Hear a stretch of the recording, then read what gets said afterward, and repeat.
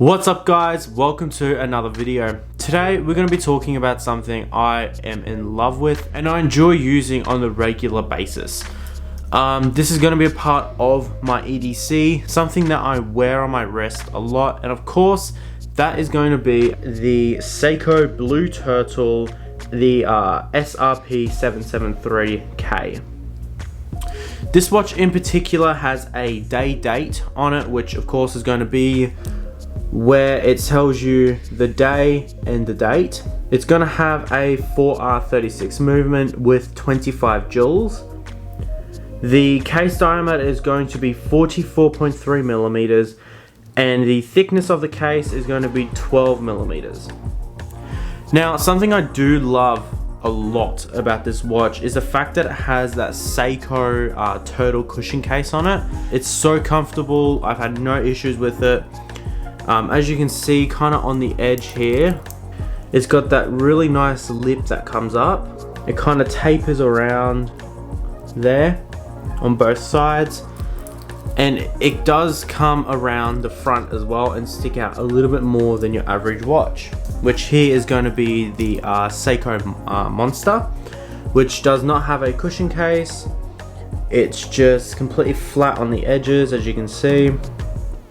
But this is an absolute beast of a watch. If you want to check out this video for this watch, I'll leave it up in the corner. Anyway, back to the Seiko Turtle. It's going to have a 120 click rotating bezel. The rotation of it is going to be anti-clockwise, in case you need to know.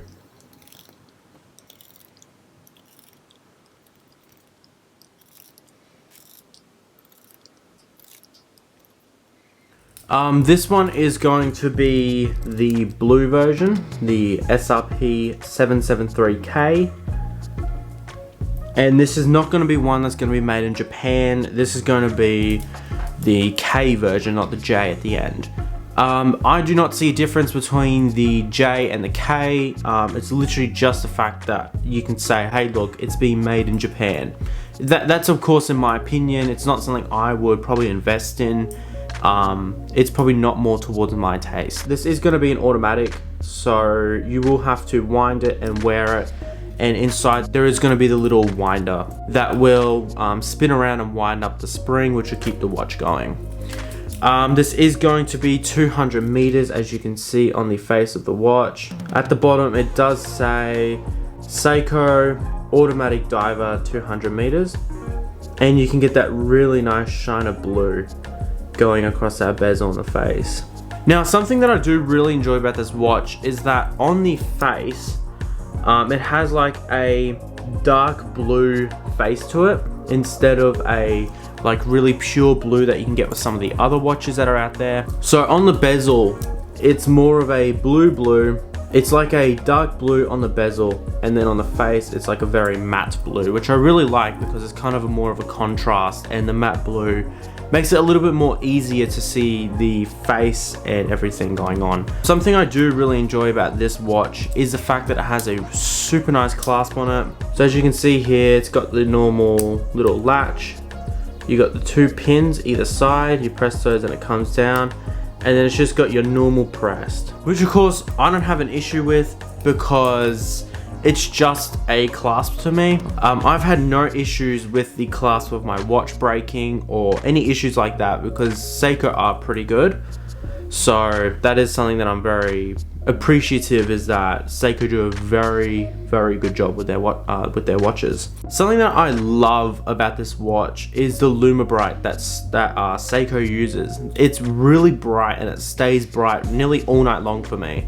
For me, I've had no issues with it. Lumibright is probably my favorite lume that they have on a watch, so that's something I do really like. For me in Australia, this watch was nearly $800 for me. It was about $725, but I think I personally got it on sale for, I think it was $500 and a little bit, just due to the fact that on Starbuy, which I'll have linked below, they do great sales on a bunch of watches every day, so make sure you guys do jump on there and you check out Starbuy because they've got some amazing watches on there.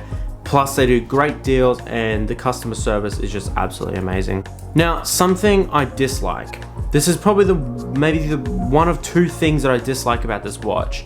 The fact that because it's an automatic, I'm always having to adjust the time, or I'm always having to wind it if I don't wear it for a day. I've got to sit there and wind, and then the second hand starts moving, then you have to pull it out, and then you have to turn it to the right time, and you have to change the date, and then the day, and it just kind of gets annoying and very time consuming. So on days where I might get up late, and I'm like, oh, I'm gonna go out somewhere, I will grab my Citizen Eco Drive. Of course, that's going to be a solar power, so it'll just be constantly ready to go on my wrist and out the door. I have an issue with the fact that I have to then, if I want to wear it, I gotta sit there, I gotta wind it. Once I'm done winding, I can be like, oh, okay, now I gotta change the time, now the date, now the day. Oh, now I can wear it, and that's 10 minutes gone past. And it's just kind of time consuming on my behalf. So that's something I'm not really huge on, but it is something that I do actually kind of enjoy doing on that off day. Another issue I have with this watch is just the crown. There's no issue with the crown. I love where the crown is located. So if you look at the watch, the crown is located on the left side.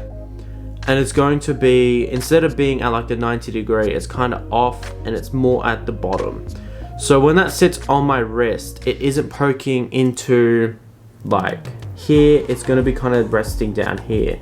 So when I move my wrist, it isn't causing any issues or anything. But my problem with this watch is sometimes when I go to undo the crown, it can get a little sticky and stuck, and you got to kind of give it a little bit, and it feels a little grainy sometimes, and then it kind of doesn't pop out properly. But maybe that could just be because I haven't worn it in a while, or whether it's kind of wearing in still, because I don't wear it as much now because I have the Monster and the Eco Drive. So I'm not sure. Even when I go to push it in, it kind of gets a little sticky, and I got to kind of take it out and then redo it a few times because I don't want to strip it and get it stuck. So but besides that, maybe that's just a one-off. Maybe it's just a bit of a sticky crown or something. I'm not sure. But in my opinion, this watch is 100% recommended. If you're looking for a cheap watch website where you can grab cheap watches or get a good deal on something, or just kind of grab a watch that you want for someone as a present, go on StarBuy. They've always got great deals going. They're super nice to you, and they will give you the most help that they can. StarBuy is honestly my favorite website to buy watches off, so make sure you guys do go out there, look on StarBuy, and try and get a great deal. Alright guys, so that is going to be it today for the reviews. I'm going to be trying to go out and do a vlog. I'm hoping it's going to happen. So thanks for coming out, guys. Make sure you click the links below to check out more on the Seiko turtle. Alright guys, so that is going to be it for today. Thanks for coming out. Thanks for watching the video. Please make sure you guys do like, share, subscribe, and comment, please. It really helps out with the algorithm and trying to get more people to see my videos. I will catch you guys next week, and thanks for coming out. Stay safe.